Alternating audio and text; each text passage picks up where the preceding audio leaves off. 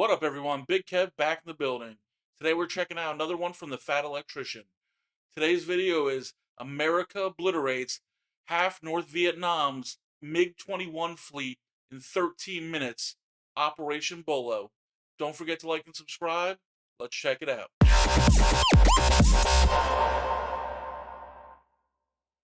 Always ready to check out another video from the Fat Electrician. Definitely one of my favorites, so let's get into it. Yes, that time during the Vietnam War where the United States Air Force finally agreed to let a double fighter ace pilot from World War II run the show, he then immediately saw to the destruction of over half of North Vietnam's state-of-the-art fighter jets, and he did it in 13 minutes. Didn't take him long. Today we're talking about Operation Bolo, one of the greatest ruses in military history. Alright, so Operation Bolo takes place within another mission known as Operation Rolling Thunder, and Operation Rolling Thunder spans from March of 1965 until November of 1968. It is essentially the air war over North Vietnam, so super brief, oversimplified version of what's going on. The American forces are in South Vietnam, and they are fighting the VC, or the Viet Cong, which is a guerrilla fighting force. And that guerrilla fighting force is receiving supplies from the North Vietnamese via the Ho Chi Minh Trail, so America needs to try to shut down those supply lines. Logic being, if the enemy doesn't have supplies to fight, the enemy can't fight. Real base level War 101 Sun Tzu type stuff, right? Okay, well, America pretty much has two options. They can A, invade North Vietnam with ground forces, or they can B, just attempt to bomb the holy fuck out of them. And like America's option going B. with option B, and that is what Operation Rolling Thunder is. It is just a humongous 3-year-long air bombing campaign where America is going to try to blow up so much North Vietnamese infrastructure that they can't continue to support the Viet Cong. Which honestly, it's a really good plan. That's a lot of time What's to the be problem? bombing The enemy's stuff. got nice things. Oh, we'll take the nice things away. Send the planes in, bomb the roads, bomb the railroad tracks, and make it so they can't give the enemy a bunch of supplies. It's good. It should work. And then the politicians got involved, and let's face it, if anybody could mess up something so simple, it's going to be a politician because, well, honestly, they could probably fuck up boiling water. So how on earth did they mess it up? Well, they gave the American military a bunch of rules of engagement, which is a fancy way of saying they gave the American military a bunch of rules that only they have to follow and the enemy doesn't, essentially tying the U.S. military's hands behind its back and then sending them into battle anyways. And one of these rules of engagement, or one of these protocols that they had to abide by, was that every plane that went into North Vietnam to bomb them had to travel through a particular air corridor, and that is the only route they were allowed to take into North Vietnam. Meaning that pretty much immediately the North Vietnamese picked up on the pattern that every single plane that flies into their country follows a particular path, and they then proceeded to take all of their surface-to-air missiles, all of their radars, all of their anti-aircraft capabilities in the entire country and put them in this one particular spot. And then the U.S. government decided to keep making their guys fly right through it anyways the entire time. Now, at this point, you're probably thinking, oh my God, the politicians might actually secretly be geniuses, because what they've done is they have inadvertently gotten the North Vietnamese to gather all of their anti-aircraft resources into one location, and now we can just bomb those, take them out, and they'll have nothing left, and it'll just be green light, go everywhere. It would be so genius, now the U.S. military is like, yo, politicians, can I blow that shit up now because it's right there just waiting for me? To which the politicians are like, absolutely not. In fact, we're going to make it a rule that you're not allowed to bomb or attack any anti-aircraft sites, any surface-to-air missile arrays, any anti-aircraft anything. You have to leave it completely unscathed. And our logic behind that is that at those sites, there could potentially be a Chinese or a Soviet advisor that's helping out the North Vietnamese, and if we hurt one of them, it would upset the Soviets or the Chinese, and then that would be bad diplomatically, even though they're blatantly there to help run a proxy war against us. We're going to go ahead and care more about them than we are about our own pilots. So we're going to go ahead and just have you guys keep flying through that same air channel, through all the anti-aircraft everything, because fuck you. That's why. Yeah, basically. So that's exactly what happens. Every single time they fly a mission, every Air Force, Navy, and Marine Corps plane has to fly through the same air corridor through a gauntlet of anti-aircraft capability on their way to deliver their payload. And then if that wasn't bad enough, the North Vietnamese got their hands on somewhere between 12 and 16 MiG-21s. And if you don't know, at this point in time, the MiG-21 is the new cutting-edge Soviet fighter jet. It is incredibly fast, it has a very high flight ceiling, and it is very nimble. And using these MiG-21s, they very quickly develop a strategy that amounts to basically guerrilla warfare in the sky, utilizing a hit-and-run tactic. So their strategy is that they are going to go specifically after the F-105 Thunder Chief, aka the Thud. It is the #1 plane that America is using in Operation Rolling Thunder in all of their bombing runs, and when it is weighed down with a bunch of bombs, it is basically a sitting duck for a MiG-21. So what ends up happening is every time a bunch of thuds get sent out on a bombing run, they have to fly through that corridor of anti-aircraft capability facilities, and the arrays and everything else You'd think after the first plane got shot down going through that corridor, the politicians would realize, hey, maybe it's bad optics for Americans getting killed.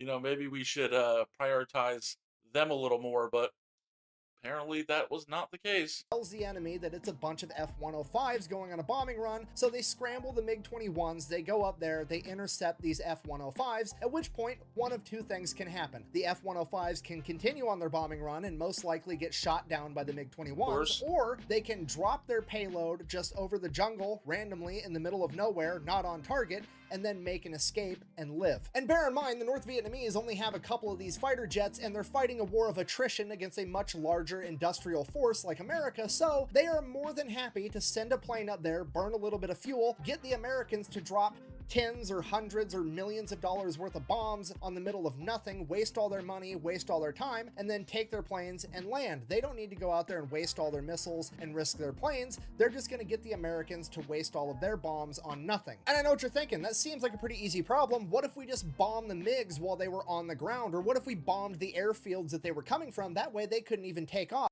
I have a feeling we're not going to be allowed to do that for some reason.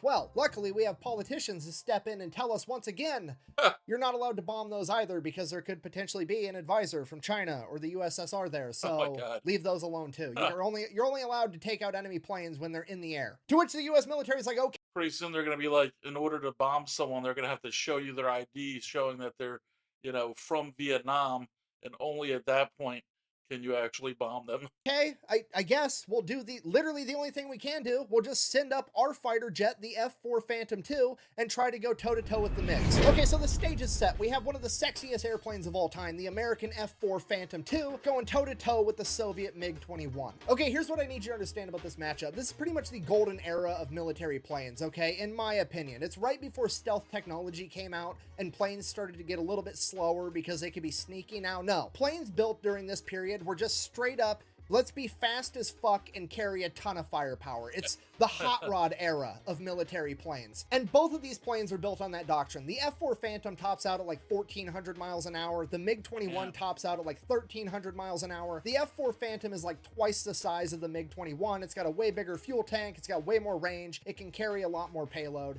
The MiG-21, on the other hand, it's a lot smaller. It's a lot lighter. It's nimbler, but it doesn't have as much range. So the MiG-21 in an up-close dogfight is probably going to be better with its gun, whereas the F-4 Phantom, not really intended for up-close dogfighting. It doesn't even have a gun. Because it has a more advanced radar and missiles that can take the enemy out from 29 miles away, it doesn't even need to see the enemy to shoot him out of the sky, so why on earth would it need a gun? Okay, the F-4 Phantom's MO is to haul ass, shoot half-court shots, and have a dope-ass paint job the entire time it does it. So, just so we're on the same page, Soviet MiG-21, American F-4, very much peers to one another. They are both capable of taking the other out. They both pose a huge threat to one another. However, theoretically speaking, the MiG-21 should have an advantage in an up-close dogfight due to its maneuverability and its gun, whereas the F-4 has the advantage because it can just shoot down the MiG-21 before it even gets close enough for a dogfight to occur. So, MiG-21, better up close, F-4, better far away. So that's it. That's the solution, right? The F-4 Phantoms are going to go up. They're going to shoot the MiGs down from like 20 miles away before the MiGs even know they're there, and that's going to be the end of it. Ta-da!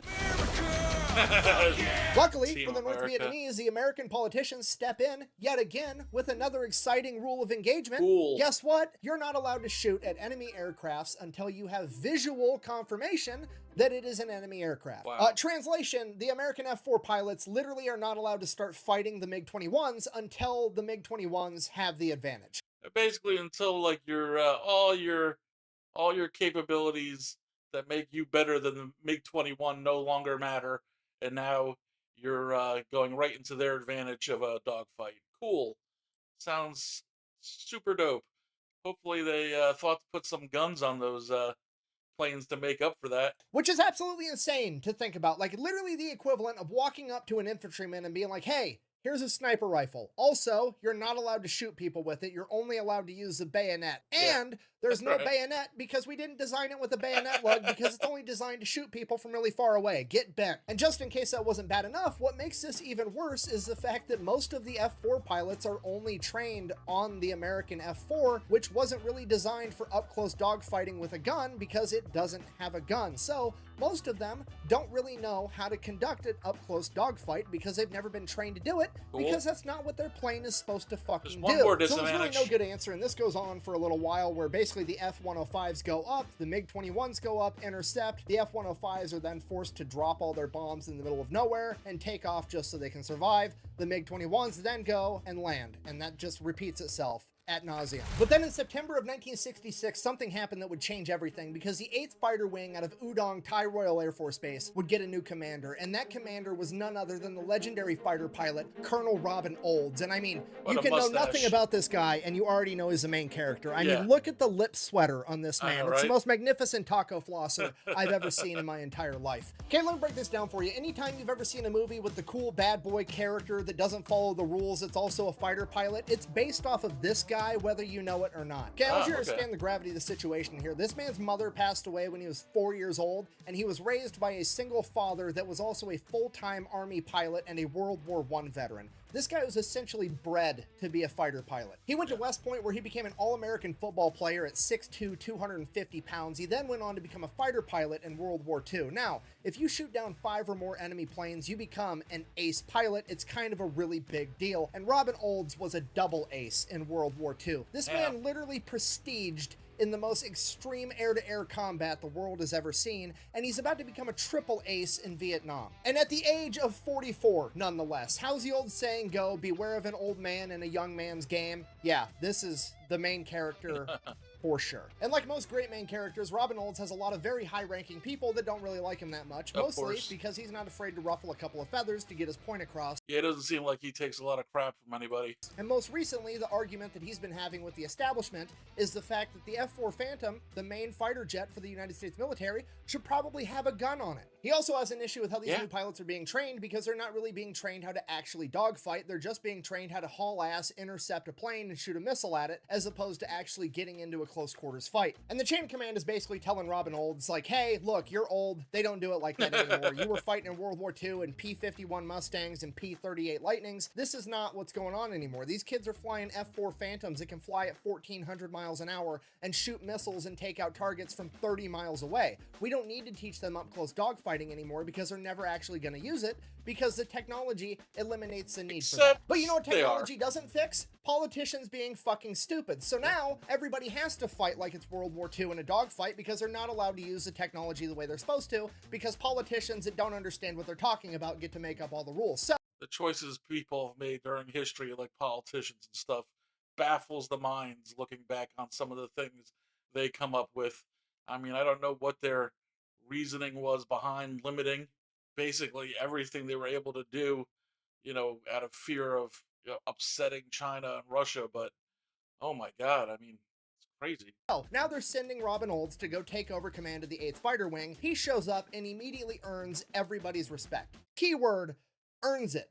Doesn't just get it given to him. And the way that he earns it is one of the best examples of leadership that I have ever read about. This man shows up to take command of an entire fighter wing as a double ace World War II pilot and a legend, and he decides to immediately put himself on the flight roster as a rookie to get trained on how to better use the F-4 Phantom, because he's not very well acquainted with it, and he lets all the men that are lower than him train him on this plane. He didn't come in all cocky. He wasn't some arrogant prick. He just admitted, hey, I've been doing this for a long time. I've flown a lot of planes. I'm not super great with the F-4 Phantom. I need to get great with it so I can lead you guys. And that's exactly what he did. And it immediately earned him all the respect in the world. So Robin takes some time to get acquainted with the F-4 Phantom, and within a couple of weeks, he's already flying the plane better than most of the trainers. So now that Robin Olds is caught up on the F-4 Phantom to where all of his guys are, he is now going to teach these young whippersnappers how to dogfight like it's World War II. And this is like the cool moment from all the movies where old schools teach a new school. Yeah, this is definitely like a montage moment. How to get shit done anyways, okay? This is Rocky teaching Adonis Creed how to box. This is Doc teaching Lightning McQueen that sometimes you got to turn right to go left.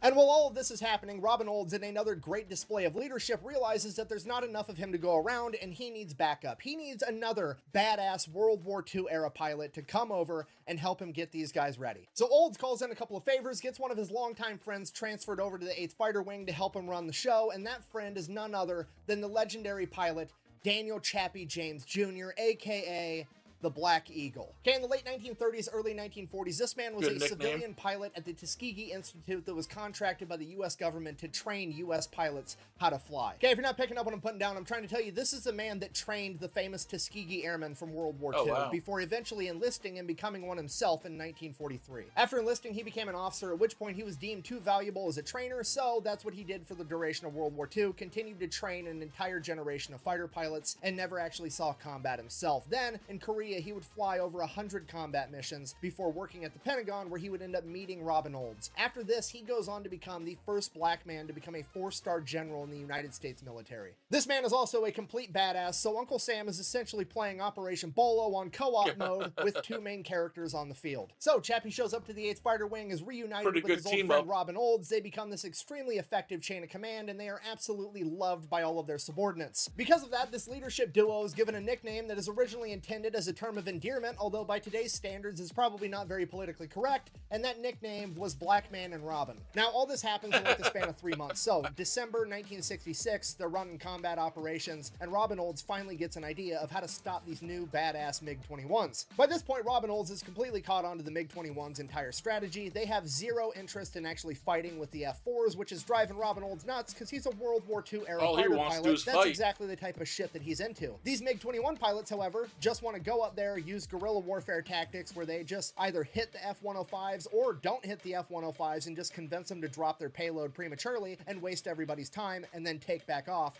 The MiG-21s have zero interest in tangling with the F-4s, which Robin Olds interprets as, I need to force these MiG-21s to fight me. So how's he going to do that? Well, here's his plan. The reason the MiG-21s can identify the F-105s so efficiently is because the F-105s have a jamming pod on them that basically disrupts and interferes with the surface-to-air missiles down below. It messes up their radar so that the F-105s aren't going to get taken out by all the anti-aircraft stuff on the ground. Problem with that is that emits a frequency that the North Vietnamese can see. They then know that a bunch of F-105s are coming, so they scramble the MiGs. That's definitely a drawback of being able to scramble the missiles below, putting out a frequency that they can read and then send out to other planes to stop them. So Robin Olds decides, hey, let's take those jamming pods, mount them to mine and all the guys' F-4s, and then we'll fly there like we're F-105s in a bombing formation, and the MiGs will come attack us. And by the time they get close enough to realize that we're not F-105s, ideally, it's going to be too late. Yeah, the legendary World War II double fighter aces just went to the chain of command and requested permission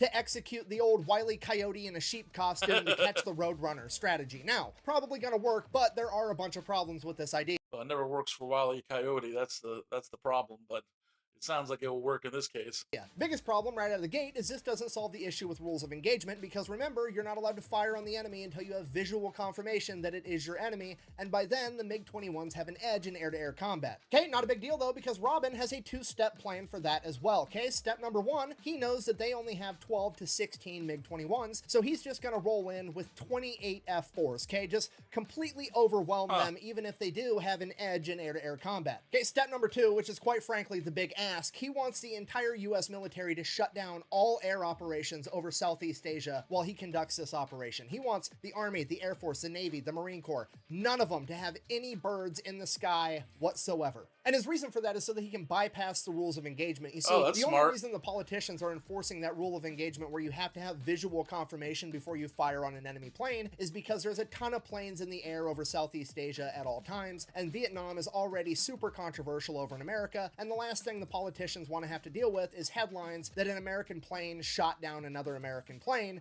so they just made the rule you're not allowed to shoot at anything unless you can visually see 100% for certain that it is in fact an enemy. So, if Robin can make sure that the only planes in the sky are his guys and the enemy, he should be able to go bombs away the entire time and not have to worry about it. So obviously, this is a massive request, and the chain of command says yes. You son of a bitch.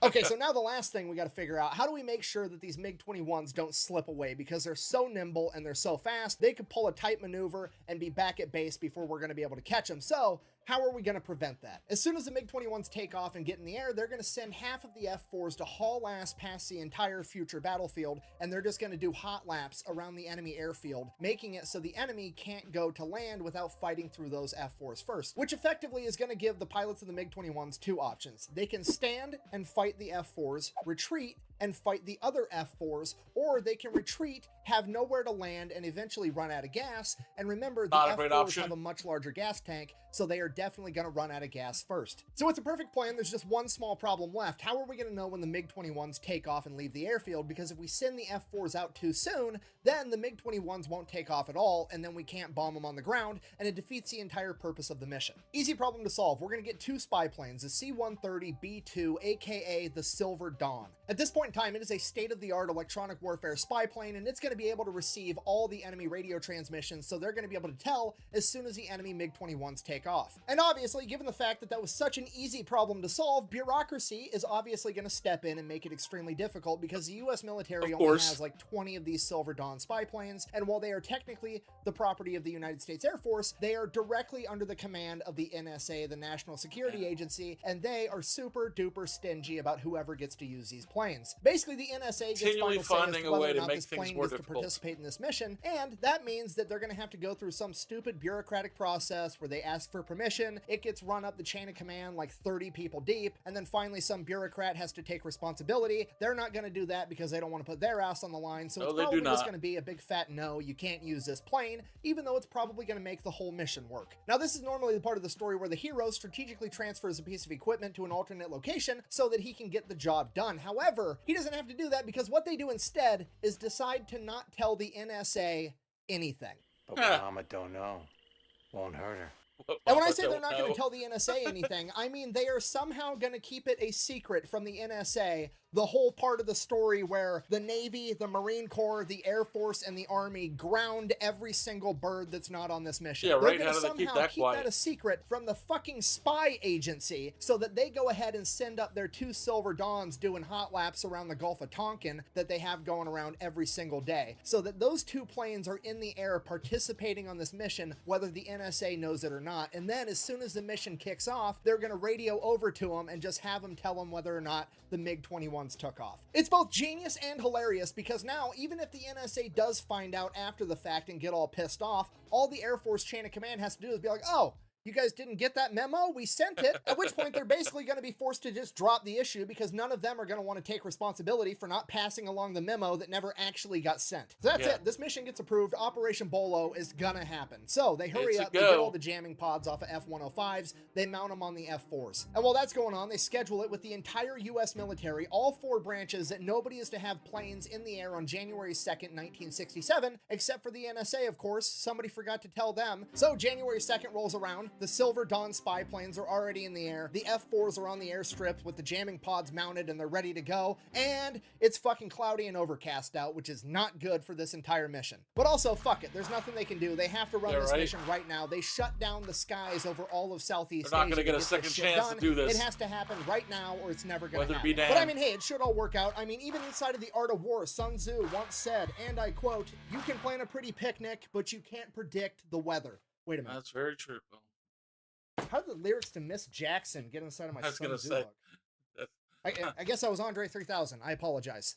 A trillion times. Still Anyways, relevant. point stands. The mission goes. So the F-4s get put up in the air, and there's 7 flights of F-4s. Each flight is 4 F-4s for a total of 28, and they are all named after cars. Flight 1 is named Olds, being led by Robin Olds. Flight 2 is Ford, led by Chappie, and Flight 3 is Rambler, being led by Captain John Stone. And everything they do follows exactly what the F-105s would normally do. They're taking the same route at the same elevation, using the same radio frequencies. They're even using bomber call signs in case somehow their radio transmissions get intercepted, and they're emitting the same jamming frequencies as well, using those pods. So sure enough, the MiGs show up, and wouldn't you know it, the first guy to see one is none other than Robin Olds. He immediately splits his flight into 2 groups of 2, and Olds and his wingman take off after this MiG. Olds fires 2 radar-guided missiles, and they both end up losing their lock, and he misses entirely. He then closes the distance more so he can fire a heat-seeking missile, and it's a dud. And then the MiG that he's chasing goes into the clouds and loses them entirely, and as soon as he loses sight of that MiG, another MiG is screaming past him, going the opposite direction, so close that Olds can't just make a normal turn. Without batting an eye, Olds immediately hits a vector roll, which is a technique right out of the World War II dogfighting handbook. book. It's essentially you nose up and you do a backflip corkscrew maneuver and end up behind your enemy. And as he's mid-vector roll upside down pulling G's, he gets a radio transmission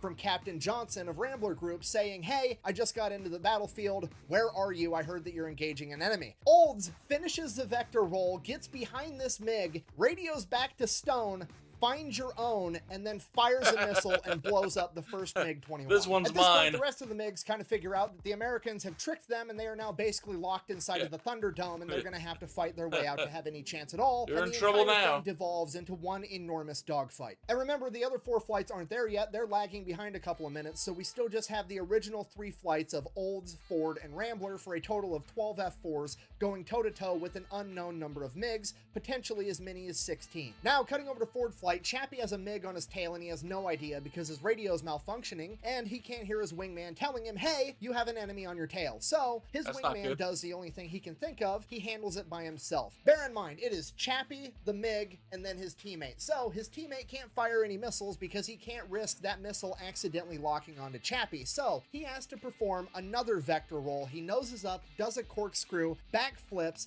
and that puts him at 90 degrees from where he was previously. So now he's coming this way towards the enemy, and he fires heat-seeking missiles and blows up the MiG-21 behind Chappie without Chappie even knowing that it happened. Chappie then immediately engages 2 MiGs that are directly in front of him, and while that's going on, cutting back over to 𝐄𝐿𝐷𝐻, his wingman informs him that, hey, his secondary fuel tank isn't feeding fuel for some reason, so he's already low on fuel. They're 5 minutes into this dogfight, and Robin 𝐄𝐿𝐷𝐻 makes the call that he is going to escort his wingman out of the target area and back to the airfield, which is yet again another phenomenal display of leadership. He could have ordered somebody else to do it so he could have stayed in the fight and soaked up more kills and padded his stats, but no, he did it himself. For the next 8 minutes, the remaining 10 F4s engage every MiG-21 they can find until they have either been blown up or have disappeared and are hiding in the clouds. So at this point, the F4s call it a day. They head back to base. The other 4 flights of F4s didn't even make it to the target zone in time. So only 12 of the 28 F4s in the air actually engage the enemy. As the F4s start showing up and they start landing, the ground crews are there waiting with anticipation to find out how it went. I mean, this is one of the coolest missions ever done. Probably the coolest thing a lot of these guys are ever going to be involved with. They're super pumped to hear how it went. As the F4 canopies open up, the pilots start holding up fingers of 1s and 2s, telling everybody how many MiGs they shot down, and the entire place turns into an enormous party. They're celebrating. All these guys are just absolutely pumped that they shot down a bunch of MiG-21s. So they debrief, trying to figure out everything that happened in this 13 minutes of absolute chaos. And first and foremost, the best news, not a single American pilot got shot down. Then they figure out that they for sure shot down 7 MiG-21s with an additional 2 probable for a total of as many as 9, and bear in mind that the North Vietnamese only had somewhere between 12 and 16 to begin with. So at worst, Operation Bolo has effectively destroyed at least half of North Vietnam's MiG-21 fleet. Okay, and there's always going to be that one guy in the comments section like, "Buh, I can't believe you made an entire video about them only shooting down 7 aircrafts. Buh." Okay, first of all, this isn't a video game, this is real life, and going 7-0 against peer aircrafts is absolutely incredible. Secondly, impressive. In a way, Operation Bolo didn't just destroy half of the enemy MiG-21 fleet, it also destroyed their entire fleet's operational capability, and that is because now they can't make a mistake like that again because they've lost half of their fucking planes. If they do that, they won't have any. In addition to that, now, they have no way of knowing if it's actually a bunch of F-105s are getting sent up to fight, or if it's another trap. So now the remaining MiG-21s are going to be infinitely more cautious and more sparingly used, which is going to save countless F-105s in the long run. So in conclusion, Operation Bolo has gone down in history as one of the most successful ruses of all time, and it serves as a shining example of why you should never underestimate a couple of old men in a young man's game. In addition to that, it also proves something that I previously thought to be impossible, that you can, in fact, overcome the stupidity of politicians. The bad news is that you have to be a superhero level badass like Robin 𝐄𝐿𝐷𝐻 or Daniel Chappie James Jr. They'll try to bring you down. The best way to support the channel is go buy some merch over thefatelectrician.com. It's always nice when they fail to do it. Out. That was another interesting one from the Fat Electrician. It's crazy how much they got handcuffed by their own government into not being able to just take care of what should have been a much easier problem. You know, instead it gets strung out over all this time, all these rules of engagement. They're not allowed to blow up the missile bases, not able to just take out the planes from afar. I mean, they have to fly through this one specific pass which allows the enemy to like stock up their weapons there and kind of like open fire at will, whenever they come by. Then they don't allow them to blow up those missile bases, basically, that are just sitting there all grouped together, ready to be targeted. I mean, the fact that anything gets done at times is pretty mind blowing.